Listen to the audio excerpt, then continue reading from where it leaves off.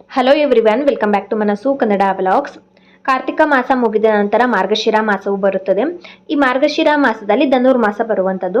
ಈ ಬಾರಿ ಧನುರ್ಮಾಸವು ಡಿಸೆಂಬರ್ 16ನೇ ತಾರೀಕಿನಿಂದ ಪ್ರಾರಂಭವಾಗಿ ಜನವರಿ 14ನೇ ತಾರೀಕು 2026 ಜನವರಿ 14ನೇ ತಾರೀಕಿನವರೆಗೂ ಕೂಡ ಒಟ್ಟಾರೆಯಾಗಿ 1 ತಿಂಗಳು ಪೂರ್ತಿಯಾಗಿ ಈ ಧನುರ್ಮಾಸವು ಇರುತ್ತದೆ. ಈ ಧನುರ್ಮಾಸದ ಪೂಜೆಯನ್ನು ಹೇಗೆ ಮಾಡಬೇಕು ಅನ್ನೋದನ್ನು ಸಂಪೂರ್ಣವಾಗಿ ನನ್ನ ಹಿಂದಿನ ವಿಡಿಯೋದಲ್ಲಿ ನಾನು ತಿಳಿಸ್ಕೊಟ್ಟಿದ್ದೀನಿ. ಧನುರ್ಮಾಸದಲ್ಲಿ ಬೆಳಿಗ್ಗೆ ಬೇಗನೆ ಎದ್ದು ಸ್ನಾನವನ್ನು ಮಾಡಿ ಮನೆಯಲ್ಲಿ ನೈವೇದ್ಯವನ್ನು ಅರ್ಪಿಸಿ ವಿಷ್ಣು ದೇವರ ಪೂಜೆಯನ್ನು, ಮನೆ ದೇವರ ಕುಲದೇವರ ಪೂಜೆಯನ್ನು ಮಾಡಿ, ಹೊಸ್ತಿಲು ಪೂಜೆಯನ್ನು ಮಾಡಿ, ಹಾಗೆಯೇ ತುಳಸಿ ಪೂಜೆಯನ್ನು ಮಾಡಿ, ನಂತರ ದೇವಸ್ಥಾನದಲ್ಲಿ ಇರುವಂತಹ ಅರಳಿ ವೃಕ್ಷದ ಹತ್ತಿರ ಹೋಗಿ ಅಲ್ಲಿ ನಾಗರಕಲ್ಲಿಗೆ ಹಾಗೆಯೇ ಅರಳಿ ಮರಕ್ಕೆ ನೈವೇದ್ಯವನ್ನು ಅರ್ಪಿಸಿ ಪೂಜೆಯನ್ನು ಸಲ್ಲಿಸಿ ಪ್ರದಕ್ಷಿಣೆಯನ್ನು ಹಾಕಿ ಬರಬೇಕು. ಸೊ ಇದಿಷ್ಟು ಕೂಡ ಧನುರ್ಮಾಸದಲ್ಲಿ ಪೂಜೆ ಮಾಡುವಂಥದ್ದು ಒಂದು ಸರಳವಾದ ವಿಧಾನ. ಹಾಗೆಯೇ ಈ ಧನುರ್ಮಾಸದ ಪೂಜೆಯಲ್ಲೇ ಕೆಲವೊಂದು ಗೊಂದಲಗಳಿವೆ, ಕೆಲವೊಂದು ಪ್ರಶ್ನೆಗಳಿವೆ. ಎಲ್ಲವುದಕ್ಕೂ ಕೂಡ ಇವತ್ತಿನ ವಿಡಿಯೋದಲ್ಲಿ ಉತ್ತರವನ್ನು ತಿಳಿದುಕೊಳ್ಳೋಣ. ಈ ಧನುರ್ಮಾಸದ ಪೂಜೆಯ ಬಗ್ಗೆನೇ ಸ್ವಲ್ಪ ವಿವರವಾಗಿ ಮಾಹಿತಿಯನ್ನು ಇವತ್ತಿನ ವಿಡಿಯೋದಲ್ಲಿ ತಿಳಿದುಕೊಳ್ಳೋಣ.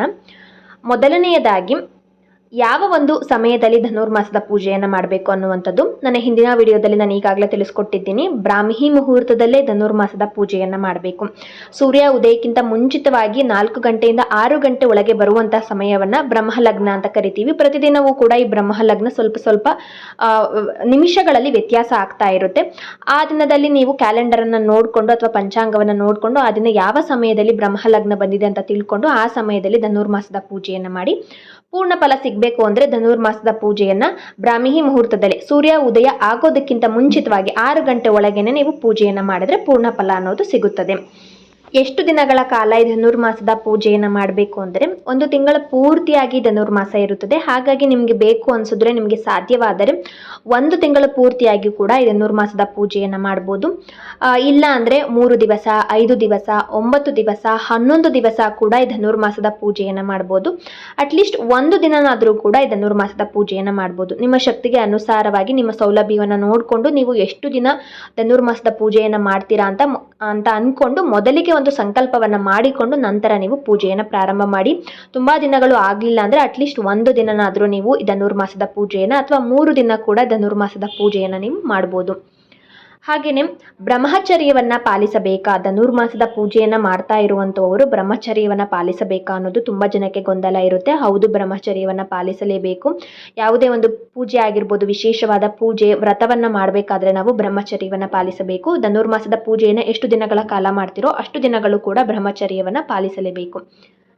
ಇನ್ನು ನಿತ್ಯ ತಲೆ ಸ್ನಾನವನ್ನು ಮಾಡಿ ಧನುರ್ಮಾಸದ ಪೂಜೆಯನ್ನು ಮಾಡಬೇಕಾ, ಹಾಗೆಯೇ ತಣ್ಣೀರು ಸ್ನಾನವನ್ನು ಮಾಡಿ ಧನುರ್ಮಾಸದ ಪೂಜೆಯನ್ನು ಮಾಡಬೇಕಾ ಅನ್ನೋದು ತುಂಬ ಜನಕ್ಕೆ ಗೊಂದಲ ಇರುತ್ತೆ. ತಣ್ಣೀರು ಸ್ನಾನವನ್ನು ಮಾಡೇನೆ ಧನುರ್ಮಾಸದ ಪೂಜೆಯನ್ನು ತುಂಬ ಹಿಂದೆ ಎಲ್ಲ ಮಾಡ್ತಾ ಇದ್ರು.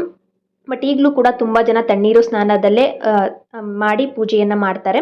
ಆದರೆ ಎಲ್ಲರಿಗೂ ಕೂಡ ಆಗೋದಿಲ್ಲ. ಆರೋಗ್ಯದ ಸಮಸ್ಯೆ ಇರುವಂಥವರಿಗೆ ತಣ್ಣೀರು ಸ್ನಾನವನ್ನು ಮಾಡೋದಕ್ಕಾಗೋದಿಲ್ಲ. ಅದರಲ್ಲೂ ಧನುರ್ಮಾಸ ಪೂರ್ತಿಯಾಗಿ ಚಳಿ ಇರುತ್ತೆ. ಆ ಕಾರಣಕ್ಕಾಗಿ ಆರೋಗ್ಯದ ಸಮಸ್ಯೆಗಳು ಉಂಟಾಗುತ್ತವೆ.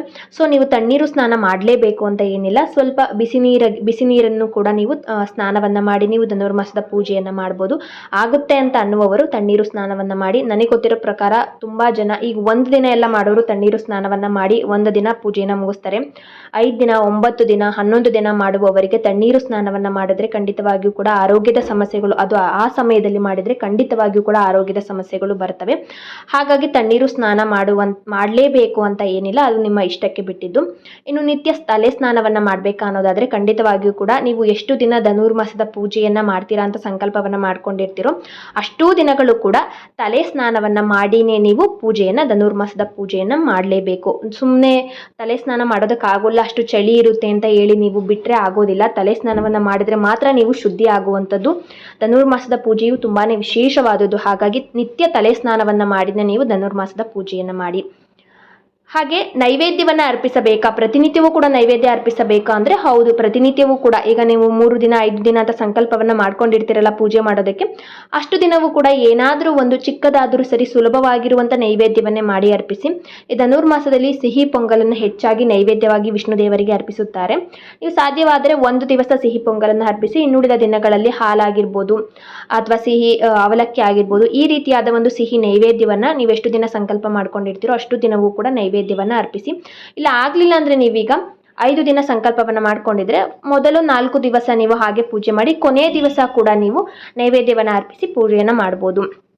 ಮನೆಯಲ್ಲಿ ಧನುರ್ಮಾಸದ ಪೂಜೆಯನ್ನು ಮಾಡಿ ನಂತರ ದೇವಸ್ಥಾನದಲ್ಲಿ ಇರುವಂಥ ಅರಳಿ ಕಟ್ಟೆ ಹತ್ತಿರ ಹೋಗಿ ನೀವು ಪೂಜೆಯನ್ನು ಸಲ್ಲಿಸಿ ಅರಳಿ ಮರಕ್ಕೆ ಪ್ರದಕ್ಷಿಣೆಯನ್ನು ಹಾಕಬೇಕು.